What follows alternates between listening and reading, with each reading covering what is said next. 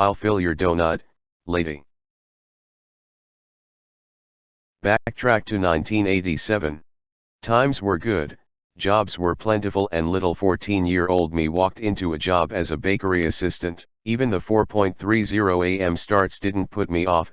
I rolled in every Saturday morning and worked like a trooper. About 2 months in, someone complained about their donut not having enough jam in. I wasn't responsible for this, but the lady was having none of it and demanded a new one, full this time, not like the last one.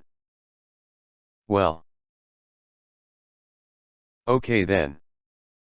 In the back of the bakery was the donut filling machine.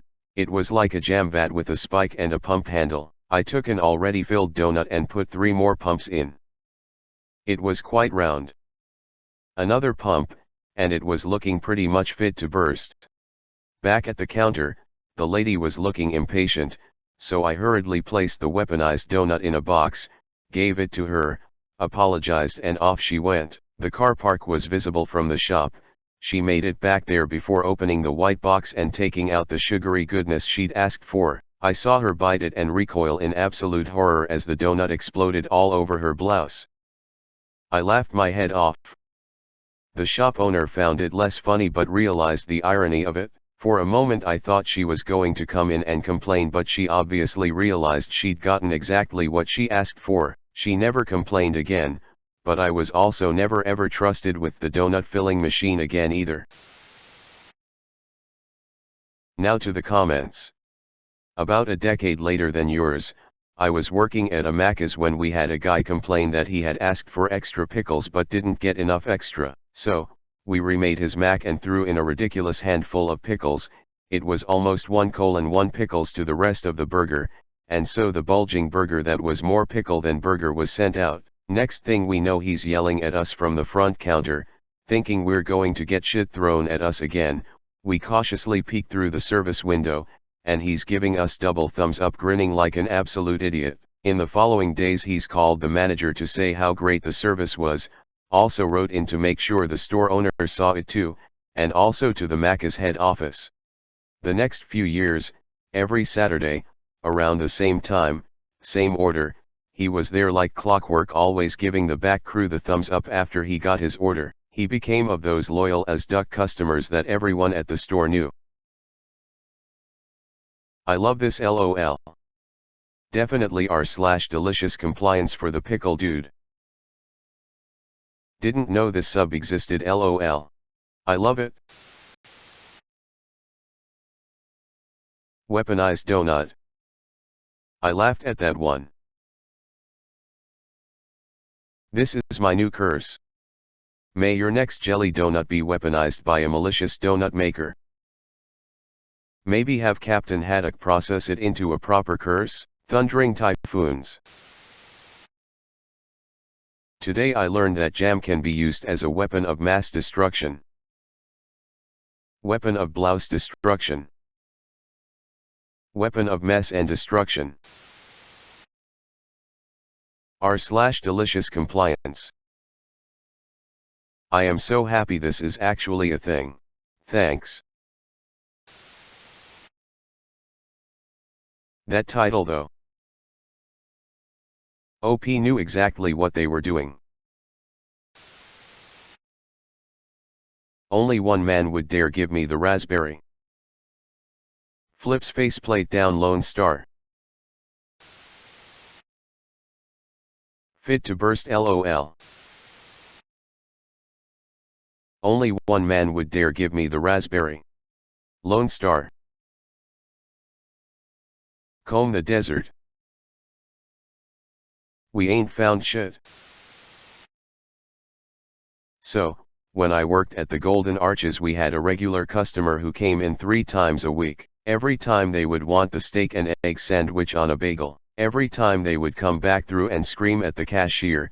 Me and her worked the same schedule every week, so I knew her well, saying that his sandwich was too cold, then leave. Well, one day he comes in, and this time he's coming in hot. Starts right off yelling, saying that his sandwich better not be cold. I'm wearing a headset, so I hear all this despite him being in the drive-thru. Well, I made good sandwich, then I put it in the microwave for a minute. If you don't know, McDonald's uses these insane microwaves, like 5 seconds in there heats most things up to acceptable levels. After a minute the sandwich was basically on fire, so hot that I could barely handle it. Not wanting anyone else to know about this, I flipped around the counter, bagged it and handed it to the guy. Well, he never ate there again. He came back later in the day and screamed at the store manager. I wasn't there, but from what I gather he got banned from the store for being a dick. OP replied. There's just no pleasing some people. Pro baker and donut shift veteran here. You had the filling to do what I was always too afraid to. Thanks for the vicarious laugh. Weaponized donut. I have mixed feelings about this. With great power comes great responsibility. You know what they say, the Third World War will be fought with nukes, but the fourth will be with weaponized donuts. Weaponized donuts are what the BLM rioters need to defeat the police. I'm pretty sure that this is against the Geneva Convention. I mean, the police are breaking it on us, why not return the favor? Pump up the jam, ha ha ha. Could we say that weaponized donuts are your jam? Today I learned I want a donut filling machine in my life. A piping bag and tip will do it. Another idea is a condiment squeeze bottle. Both are cheap and widely available. Just make sure your donut is cool first. Dang, when I worked at Tim Hortons it was part of our job to apologize profusely and provide a replacement and a coupon for a free coffee if anyone came into our store complaining about getting an inadequate drink at any of our locations. A bit different there, lol. I am usually disappointed by how much jam is in my donuts. I never even thought about asking for more. Now that I know that's an option, I'm going to have to try politely requesting it. Might specify double jam rather than weaponized though, LMAO. Reminds me of the time I was at a big sporting event, buying a poutine to eat at halftime. I like a lot of gravy on my poutine. Like, a lot.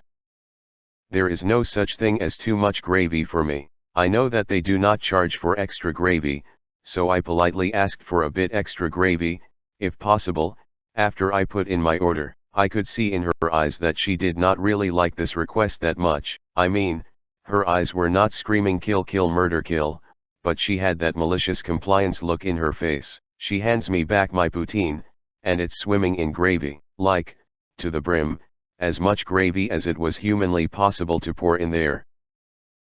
Awesome.